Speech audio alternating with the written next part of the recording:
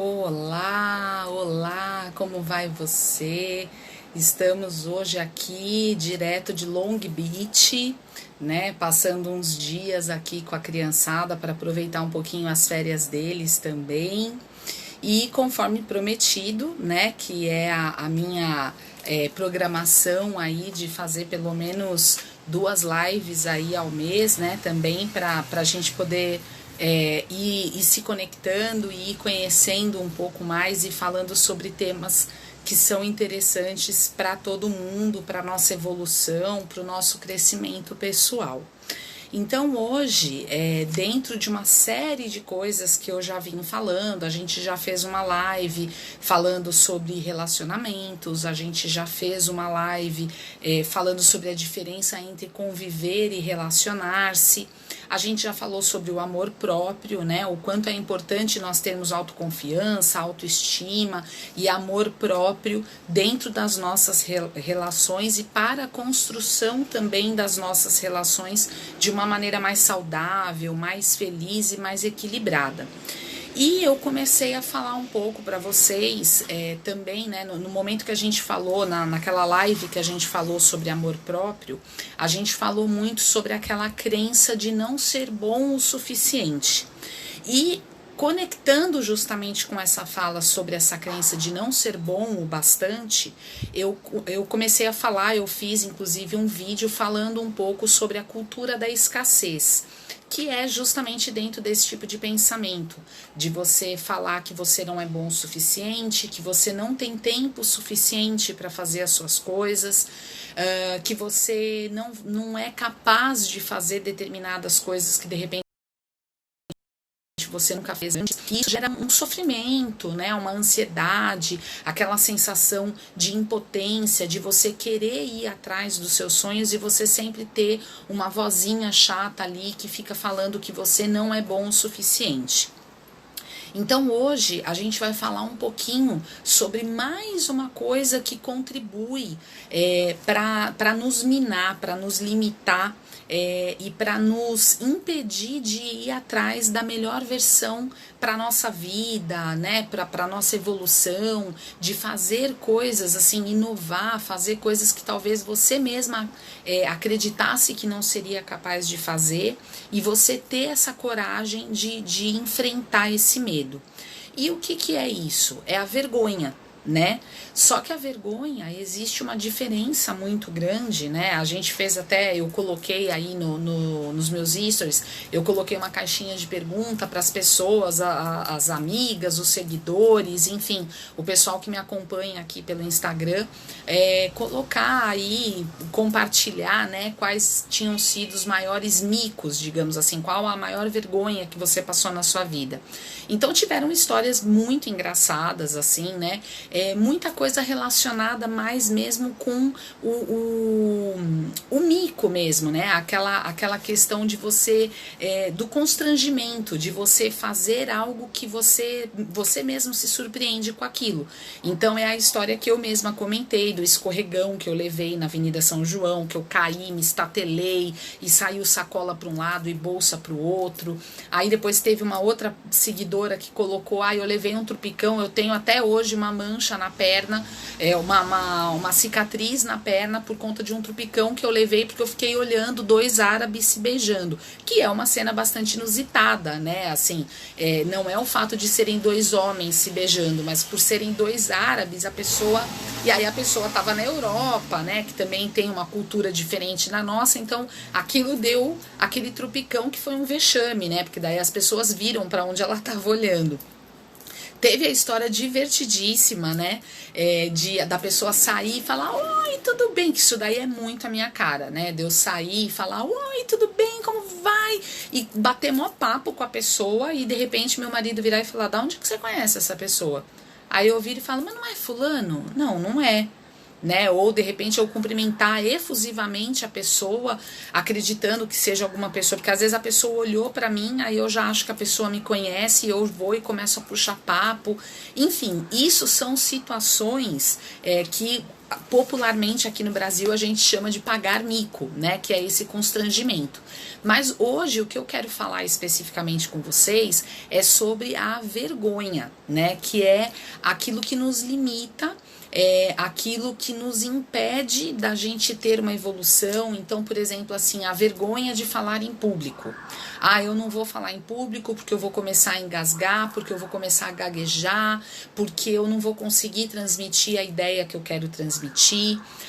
Ou então, assim, o constrangimento de você ir falar com o seu chefe, com o seu diretor, enfim, com o seu gestor lá na empresa, com uma ideia fantástica que de repente você teve, né? Algo que você constatou, que você levou tempo ali estudando, analisando, e aí você viu, de repente você teve uma ideia maravilhosa lá de alguma coisa que pode ser implementada na empresa, só que a vergonha, o medo de ouvir o não, te impede de você ir em frente e você levar isso adiante e você conversar com as pessoas. Por quê? Porque você tem medo de expor as suas ideias, né? Então é o medo da vergonha de você chegar lá e você falar sobre a sua ideia e de repente você ser ridicularizado por isso. Existe também, né, isso tudo está conectado. Se você, né, a gente for analisar, a gente falou sobre relacionamento, a gente falou sobre amor próprio, sobre a necessidade da gente cultivar o amor próprio, nós mesmos, né, investirmos em amor próprio para a gente poder se sentir seguro e confiante para levar adiante os nossos relacionamentos. E automaticamente, aquele pensamento de escassez, de te levar a acreditar que você não é bom o suficiente, que você não tem competência para fazer aquilo, ele está intimamente ligado com o medo da vergonha. Tá, e o que é a vergonha? A vergonha, ela é um sentimento universal, né? Ela é um sentimento de uma pessoa que fala assim, ah não, eu nunca tive vergonha, eu não sinto vergonha, eu nunca tive esse sentimento de vergonha, ou eu nunca passei por uma situação de vergonha. É uma pessoa que ela não tem relações humanas, porque isso está intrinsecamente ligado a uma pessoa que tem relacionamentos com outros seres humanos. A vergonha, ela é um sentimento muito primitivo, né? Ela é um sentimento que ela é um sentimento que já está na humanidade praticamente desde a origem da humanidade. Essa questão do medo de se expor, do medo de falar o que você pensa, do medo de se aproximar de alguém desconhecido. Então, automaticamente, a vergonha também impede de você buscar por outros relacionamentos. Então você tem medo de falar em público, você tem medo de expor as suas ideias. Então você percebe como que a vergonha está conectada com o medo? É o medo de você não se sentir valorizado, o medo de você se sentir ridicularizado, o medo de você não ser aceito. Por quê? Porque a vergonha, o que ela quer é que você não fale muito sobre ela, que você não assuma o que ela pode trazer de ruim, digamos assim, para a sua vida. Então, quando a gente fala em vergonha, a gente sempre fala de medo, de receio. Por quê? Porque é justamente a questão de se expor. Muitas pessoas dizem que quando elas expõem a sua vulnerabilidade, né? Uma palavra grande, vulnerabilidade. Enfim, você está vulnerável. Então, muitas pessoas associam a isso a uma exposição que seria a mesma coisa que você estar nu na frente das outras pessoas, ou seja, de você se despir totalmente, você se despir não só da sua roupa, mas você se despir de todas as suas defesas, digamos assim. Porque muitas vezes, para a gente agradar o outro, a gente acaba virando um personagem, a gente acaba atuando e a gente acaba concordando com coisas que na verdade a gente não concordaria, a gente acaba aceitando coisas que a gente não aceitaria. Por quê? Para ter a sensação de ser aceito pelo outro. Então é aquela concepção de você ter que se enquadrar né, de você caber dentro de uma caixinha, e essa caixinha nada mais é do que a sociedade, do que o mundo aí fora, que você tem que se enquadrar dentro dessa caixinha. E isso não é legal. Por quê? Porque você está abrindo mão dos seus valores, daquilo que você acredita, daquilo que você realmente gosta, daquilo que realmente tem importância para você poder se enquadrar no mundo do outro. E o que é a vergonha? A vergonha, ela é o medo, e aí o medo automaticamente ele te leva a ter uma aversão ao risco, a você arriscar se expor, a você arriscar a falar algo, né? E automaticamente com esse medo, com essa aversão a você arriscar, a você inovar, automaticamente você aniquila a inovação da sua vida. Então você percebe como que quando a gente fala de vergonha, né, são duas coisas diferentes, a vergonha e o constrangimento. Então, assim, se você for falar, bom, Elaine, mas a palavra remete à mesma coisa. Na verdade, a vergonha, ela é o nome dado a um sentimento, que é esse sentimento que faz a gente achar que a gente não é merecedor de admiração, que faz a gente acreditar que a gente não é merecedor de amor, de acolhida, né, de ser aceito dentro do ambiente onde nós estamos. Então, na verdade, a vergonha, ela tá a alguns patamares acima de um simples constrangimento, de um simples trupicão, de uma simples confusão de repente você chamar uma pessoa pelo nome errado, ou de repente, sei lá, você pegar o ônibus errado, ou você, como já aconteceu comigo, você fazer um comentário que você acha que você está elogiando a pessoa, porque realmente você fala de algo que você acha bonito na pessoa e aquilo para ela é uma coisa que ela detesta. Gente, não reparem nos barulhos, porque assim, eu vou só mostrar para vocês, eu estou na sacada, olha que bonito aqui, ó, a Praia Grande, Vila Caiçara aqui atrás, e assim, tá muito, opa, tô filmando o teto aqui. E tá muito calor aqui, então assim, o lugar mais quietinho que eu pude arrumar para ficar, para falar e me concentrar aqui para falar com vocês foi aqui na varanda, mas daí vocês estão ouvindo o barulhinho do guardinha que passa, às vezes passam umas motos aí pipocando, enfim.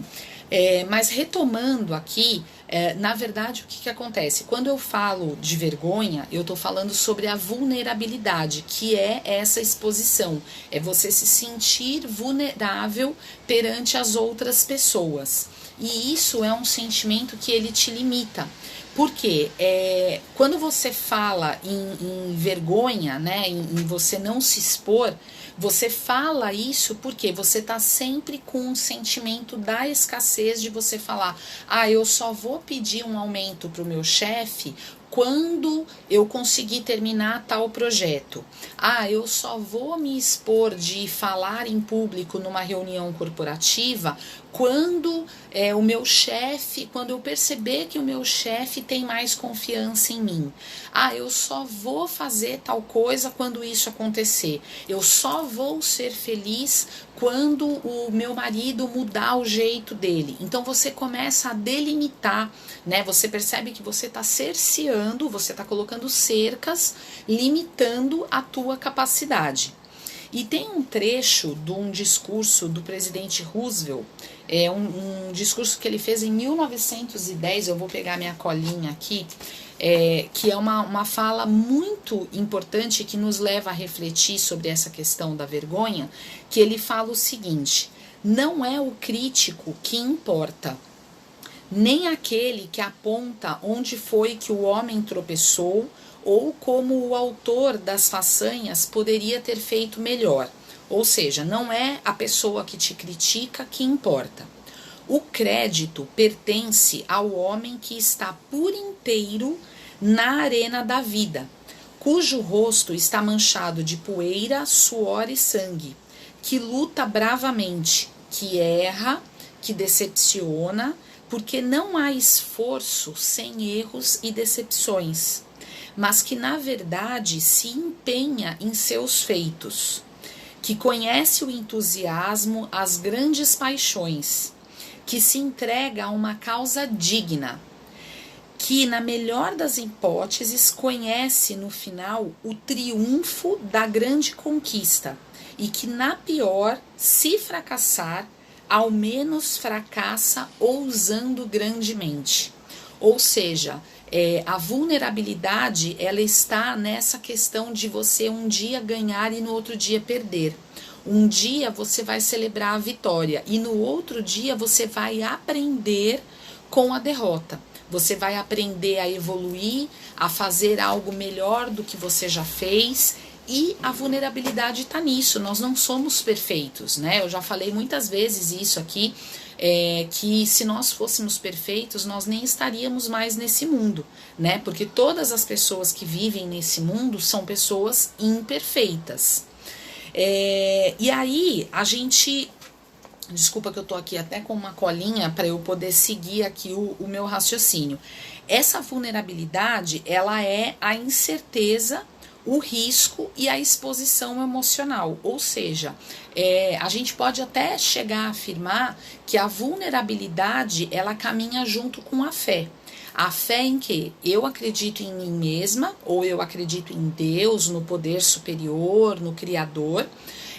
E aí, sabe aquela frase que tem que fala que a fé é você colocar primeiro o pé, para depois você saber se tem chão, se o chão tá firme ou não? É mais ou menos isso. A vulnerabilidade é você ter a coragem de você dar o primeiro passo sem você saber ao certo se o degrau é alto ou não. Mas é você ter coragem. Então, você enfrentar a coragem você enfrentar a vulnerabilidade, você enfrentar a vergonha, é você assumir riscos, é você se comprometer com a vida. Não é você assistir a vida da arquibancada, né? Tem muita gente que fala, ai não, porque eu sei que as pessoas que me amam, as pessoas que realmente se importam com a minha vida, as pessoas estão ali na arquibancada, olhando e torcendo por mim. Não, tá errado. Porque a pessoa que verdadeiramente te ama e te admira e acredita no seu propósito, acredita naquilo que verdadeiramente é importante para você e que luta com você pelas suas causas, a pessoa não vai estar na arquibancada, a pessoa vai estar ali na arena junto com os leões ali, guerreando com você e enfrentando um leão por dia e enfrentando todas as intempéries, todos os desconfortos, enfim. A pessoa vai estar ao seu lado, ela não vai estar lá em cima na arquibancada. Então a vulnerabilidade, a questão de você expor a sua fragilidade, de você expor quais são as suas limitações, ela está muito mais em você acreditar que as pessoas amam você, as pessoas que são importantes para você, né? Não sei, os seus pais, o seu namorado, a sua namorada, o seu marido, a sua esposa, os seus filhos, eles te amam sabendo de todas as suas limitações. Não é que eles te amam apesar das suas imperfeições, apesar das suas limitações. Não, eles te amam com todas as suas qualidades e com todas as suas limitações. Então, quando você realmente acredita nisso e quando você verdadeiramente põe fé de que as pessoas te aceitam e te dão valor com tudo aquilo que você é formado, né? Com tudo aquilo que você tem de competência e também com tudo aquilo que você ainda está, digamos assim, tateando, né? Pisando ainda devagar ali para você encarar, existe uma grande diferença, porque você se sente impulsionado. Então, o interessante, né, é que quando a gente assume esse risco e quando a gente se compromete verdadeiramente com a vida, o alcance que a gente tem é de uma coragem e de uma clareza muito maior do propósito que você tem para a sua vida. E já quando você se fecha e você tem aquele... Sabe quando a gente fala que a gente se fecha igual um caramujo dentro da casinha dele? Então, esse nível de proteção, de você querer se isolar e você querer se poupar de qualquer risco, de qualquer possibilidade de vergonha, primeiro que é uma inverdade, porque ninguém está isento de expor a sua limitação, de expor a sua dificuldade, né? Você não tem como ter controle sobre isso. Só que o pior disso, desse nível de proteção, é você ter uma medida de medo e de isolamento em relação à vida. Então, digamos que você ter coragem de assumir a sua vulnerabilidade, de você ter coragem de admitir quais são as suas limitações, você está realmente se expondo para todas as outras pessoas, você está verdadeiramente se despindo de toda aquela máscara, de todo aquele personagem que você viveu durante tanto tempo para agradar aos outros, e você está expondo verdadeiramente quem você é. E aí tem até uma frase que eu coloquei esses dias, eu postei, que está falando justamente sobre isso, que é: somente quando temos coragem suficiente para explorar a escuridão, ou seja, quando eu tenho coragem de explorar quais são as minhas limitações, quais são as dificuldades que eu tenho, quanto mais eu exploro esse lado escuro, digamos assim, mais conhecimento eu tenho. E aí, quando a gente descobre isso tudo, a gente descobre o poder infinito da nossa própria luz. Então, o que eu uma das coisas que a gente pode dizer também sobre essa questão da vergonha, né, é o mito que existe de que a vulnerabilidade ela é uma fraqueza. Então você expor, por exemplo, a sua timidez, você expor a sua dificuldade de falar em público, ou você realmente passar por uma situação constrangedora e você ter coragem de partilhar isso com pessoas confiáveis, com amigos, enfim, com pessoas que você sabe que realmente estão ao seu lado, é aquele mito de que a vulnerabilidade é uma fraqueza. Não, muito pelo contrário, porque quando eu tenho coragem de assumir quais são as minhas imperfeições, quais são as minhas limitações, quando eu exponho isso, é uma coragem muito grande. Né? Hoje a gente vive numa sociedade extremamente narcisista, que as pessoas se expõem muito nas redes sociais, expõem cada passo que elas dão, o lugar onde elas frequentam, o lugar onde elas estão comendo, enfim, é uma exposição muito grande, só que as pessoas estão expondo o quê? Elas estão só expondo o lado bonitinho da vida delas. Quando é realmente para a pessoa expor a fragilidade dela, quando é para a pessoa expor a dificuldade dela, enfim, quando é para a pessoa expor verdadeiramente quais são as suas imperfeições, isso se torna mais difícil. Mas a partir do momento que eu assumo esse meu lado sombra, né, quando eu assumo esses meus limitadores, e eu dou luz a isso e eu assumo isso verdadeiramente, é uma coragem que eu tô tendo. Então, na verdade, você saber trabalhar com a vulnerabilidade é um ato de coragem. Até porque a vulnerabilidade, quando você expõe, né, a vergonha, ela é como se fosse um bichinho que ele se alimenta do seu medo. Então, quanto mais você quer colocar a vergonha ali debaixo do tapete, quer fingir que ela não existe, você quer muito se fazer de forte, né? Assim, eu sou bom sozinho, e você quer vender aquela ideia de que você é muito top e tudo mais, isso demonstra cada vez mais a sua insegurança. E você querer fingir que essa limitação não existe, que essa sua vulnerabilidade não existe, é pior, porque você está alimentando cada vez mais ela. Então, digamos que a vergonha, a vulnerabilidade, ele é um bichinho que ele se alimenta dessa escuridão que você está colocando ele. Quando você traz à tona, quando você joga a luz em cima dessa vergonha, dessa sua vulnerabilidade, ela se espanta, ela não gosta de ser iluminada, de ser exposta. Então é uma contradição, né? Porque a gente também não gosta de ser exposto, mas a vergonha, se a gente usar inclusive a técnica da gente dar um nome, né, para essa vergonha, para esses bichinhos que ficam aí na nossa orelha expondo e dizendo que a gente não é capaz, que a gente não é bom o suficiente e tudo mais, se a gente joga a luz perante isso, quem se torna mais forte somos nós, e não a vulnerabilidade, não a vergonha. E a principal maneira que a gente tem de fazer isso é justamente o quê? É a gente caminhar essa jornada da vulnerabilidade de mão dada com outras pessoas. Então, sabe bem aquela coisa assim, por exemplo, quando você chega numa escola nova, né? Imagina você lá, adolescente e tal, e de repente você chega numa escola nova, e aí você acha que é o único aluno novo do lugar. Só que daí você descobre alguém que está ali do teu lado que está tão tímido quanto, e você descobre que aquela pessoa também é o primeiro dia dela. Então vocês se conectam.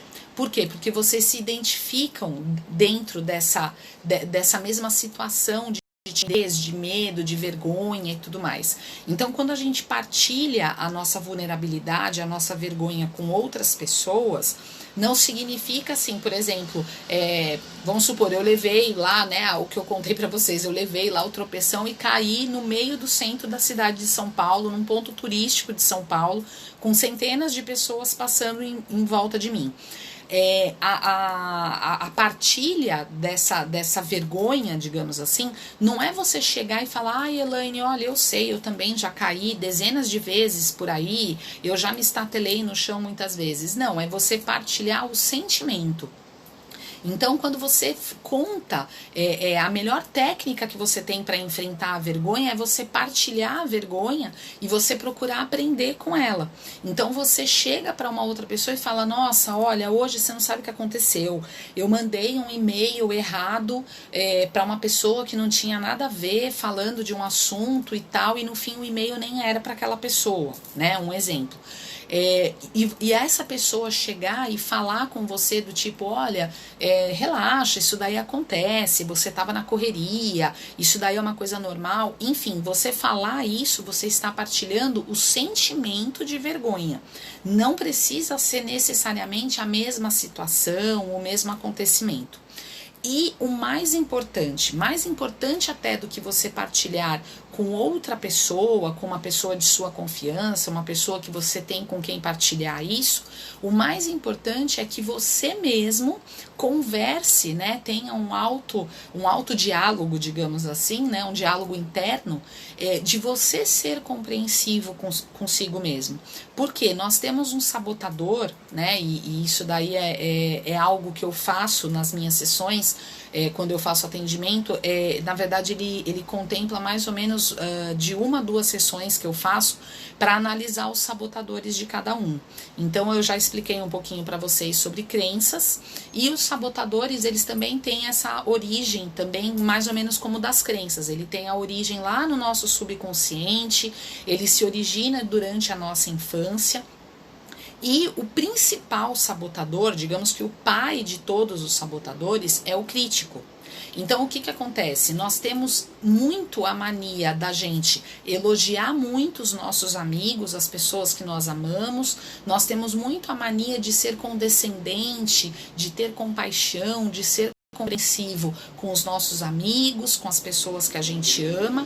Só que nós não temos essa mesma atitude conosco, né? Então, quando é com a gente, nós viramos o oposto, nós viramos extremamente crítico, nós nos chicoteamos ali, meu Deus, eu errei, meu Deus, olha o mico que eu paguei, meu Deus, olha o que eu fiz de errado, olha só o que eu fui falar, olha como que eu fui me expor, enfim, a gente fica numa autocrítica muito grande.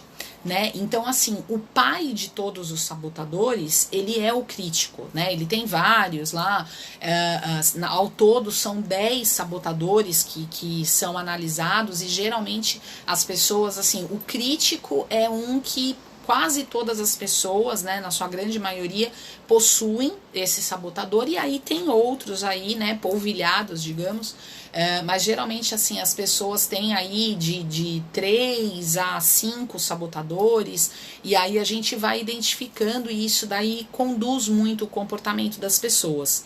E esse sabotador principal, que é o crítico, ele faz justamente o quê? Ele te critica o tempo todo, ele critica o outro, e ele critica até mesmo o ambiente, a situação. Então, se a gente fica alimentando esse sabotador, num momento em que a gente está despido, né, que a gente está ali exposto numa situação, que a gente está ali dando uma palestra, que a gente está ali falando sobre algum tema importante perante toda a diretoria da empresa, e aí de repente esse crítico, ele vem com tudo e você não tem controle sobre ele, é o momento que você começa a gaguejar, que você perde a tua linha de raciocínio, que você tem a nítida sensação que tá todo mundo cochichando, tirando sarro da sua cara, que tá todo mundo rindo de você. Enfim, é uma bola de neve que ela só vai aumentando. Então eu vou agora, para finalizar, né, que a gente já deu aqui o nosso horário, eu vou só passar para vocês, na verdade, uma técnica, né? Se você me falar assim, Elaine, se a vergonha é tão ruim, como que eu posso fazer para combatê-la, né? Na verdade, você não tem como eliminar a vergonha, você não tem como eliminar a sua vulnerabilidade, a sua fragilidade, porque todos nós temos limitações. Ninguém aqui é a Mulher Maravilha ou nossa, me fugiu o nome, o Super-Homem. Então, o que nós podemos fazer para trabalhar a vergonha e poder lidar melhor com ela é nós termos a resiliência, que é uma palavra que está muito na moda, né? Que tem muitas pessoas, muitos gurus, muitos livros falando sobre resiliência, mas a resiliência é o quê? É a capacidade de nós nos recuperarmos, a gente se recuperar de uma forma rápida de um revés ou de uma mudança brusca aí, né, na nossa trajetória. A resiliência não significa a resistência à vergonha, tá? A resiliência é a nossa capacidade da gente poder se reerguer disso. Então, digamos assim, vai fazendo um comparativo, digamos assim, que é aquele trupicão que você leva na rua e que de repente todas as pessoas que estão em volta olham e você se ergue, né? Balança ali o cabelo, dá uma jogada, um sorriso, ou você ri do teu próprio trupicão, né? Que também é uma técnica muito boa, mas digamos que a resiliência, ela está nisso, em você se reerguer, em você ter coragem de você assumir a sua limitação ou o fato que aconteceu. Então, você ter a autoaceitação, que é o que eu comentei, da gente poder calar o sabotador do crítico, né? A gente mandar falar, ó, agora você vai ficar ali no cantinho do pensamento e eu vou aqui seguir adiante, né? E ter essa autoaceitação de uma maneira compreensiva, de uma maneira com compaixão de você mesmo. Então use a técnica que da mesma forma, o mesmo tom de voz, as mesmas palavras que você usaria para uma amiga, para um amigo, para alguém que você ama, que você iria falar assim, ó, calma, isso acontece, logo vai passar, você logo vai esquecer, o que você pode tirar de lição disso? Tudo isso que você falaria para um amigo, você fala para você mesmo. Então, isso é o passo 1. Rir de você mesmo, que é o que eu falei, né? O bom humor salva sempre, né? Então, a gente poder rir da gente mesmo é algo assim que eu acho, inclusive, extremamente maduro, porque quando a gente ri das próprias coisas que a gente faz de errado, digamos assim, quando a gente tem essa capacidade de levar a vida com um bom humor e da gente rir de nós mesmos, é uma técnica de autoconhecimento, de autoestima. Por quê? Porque você sabe quem você é, você sabe o valor que você tem. Então, você tem essa capacidade de rir da situação, ao invés de você ficar se descabelando, achando que você é a pior pessoa da vida, que tudo acontece com você, né? Ao invés de você entrar naquele mundo do lip, né? Ó vida, ó céus, ó azar. Você começar a rir dessa situação é um empoderamento muito grande. Por quê? Porque você sabe que aquilo é algo isolado que aconteceu. Aquilo não é você. É um fato que aconteceu. Então, você conseguir tirar proveito disso e você rir de si mesmo, vai tornar tudo bem mais leve, né? E aí, o passo 1 é você, digamos assim, a técnica para você poder treinar a resiliência com você mesmo e você ter a coragem de inovar, de dar o primeiro passo, né? São as 3 etapas. A primeira etapa é você praticar a coragem e você ser acessível. Ou seja, praticar a coragem é você dar o primeiro passo.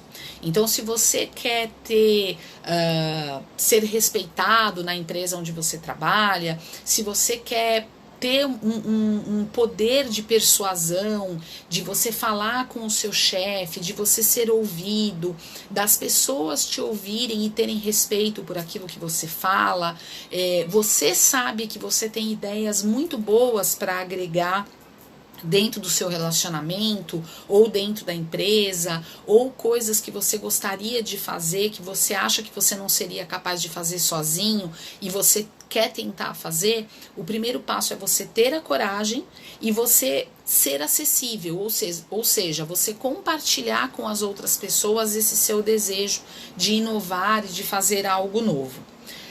O segundo passo é o que eu já comentei, de você ter a compaixão de conversar com você mesmo como se você estivesse falando com um amigo, de você encorajar, de você ser compreensivo.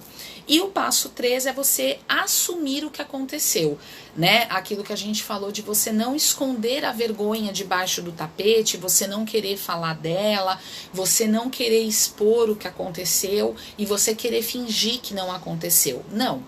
O ideal é que você reflita sobre o que aconteceu, que você aprenda com o que aconteceu, até mesmo para você poder tirar lições do tipo, o que eu posso fazer numa próxima vez para que isso não se repita, né? E aí eu vou terminar aqui já agradecendo quem tá aí ao vivo, né? Quero agradecer o pessoal que entrou, a Fê, a Tamires, a Tamires foi a primeirona aqui que entrou, um beijo para vocês. Também o Bruno aí da Ultraleve, obrigada, tá? Que tá todo mundo aí acompanhando ao vivo. Para quem não conseguiu entrar no ao vivo, eu vou deixar o vídeo salvo lá no IGTV.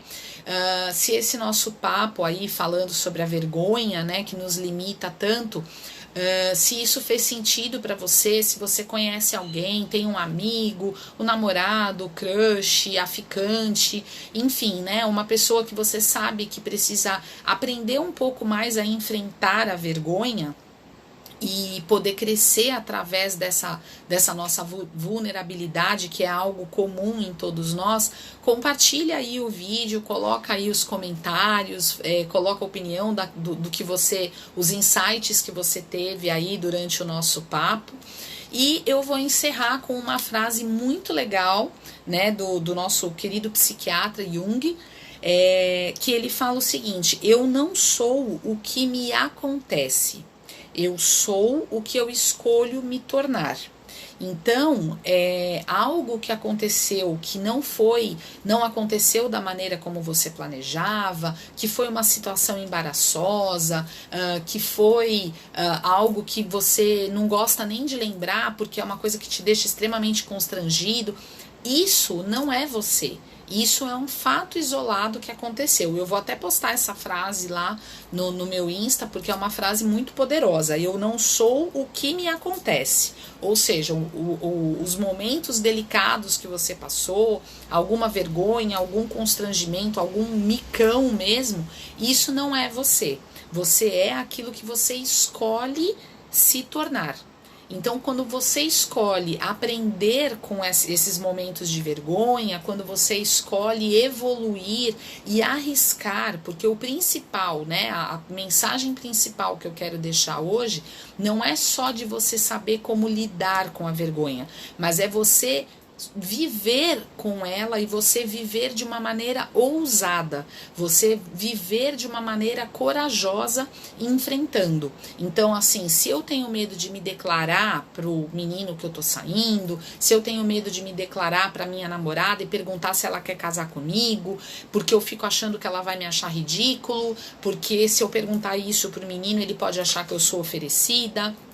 Ou se de repente eu tenho vontade de perguntar da minha promoção lá no meu trabalho, quando é que vai sair minha promoção, quando é que eu vou poder ter uma exposição maior para o pessoal da empresa, e aí de repente eu acho que eu vou parecer pretensiosa, eu vou parecer arrogante. Não, você está sendo ousado, você está sendo ousada, você está arriscando viver a vida em plenitude. Isso é viver a vida em plenitude, não é viver em escassez. A cultura da escassez te leva a acreditar que você não é bom o suficiente. Só que o contrário da escassez não é o excesso. A escassez e o excesso são dois lados da mesma moeda. Na verdade, o contrário da escassez é a plenitude, né? É o suficiente basta, né? É até a hashtag que eu uso, que é essa linha de pensamento. O suficiente basta. Então, é você ser bom o suficiente dentro daquilo que você quer fazer, tá bom? Então, muito boa noite para vocês. Obrigado por estarem aqui junto comigo. Compartilhem, né? Coloca aí no aviãozinho, manda para as pessoas que você conhece, que você sabe que está passando por uma situação. E se você quiser entender um pouco melhor, né? Existe um teste para a gente fazer sobre os sabotadores, para a gente poder descobrir o que é que está nos sabotando, que está aí travando a nossa vida, não está deixando a gente evoluir, não está deixando a gente chegar no máximo que a gente pode chegar. Existe todo um trabalho aí com os sabotadores que é muito libertador. Então, se você quer saber, conhecer um pouco mais sobre isso, sobre o meu trabalho, manda lá um direct, tem algumas pessoas aí que já têm inclusive o meu contato, e aí a gente vai conversando mais sobre isso, tá bom? Muito obrigada, uma ótima noite para vocês e um bom fim de semana também. E a gente se vê na próxima live, que a gente vai continuar falando sobre a escassez e sobre as nossas vulnerabilidades, tá bom? Um beijo, fiquem com Deus, tchau, tchau.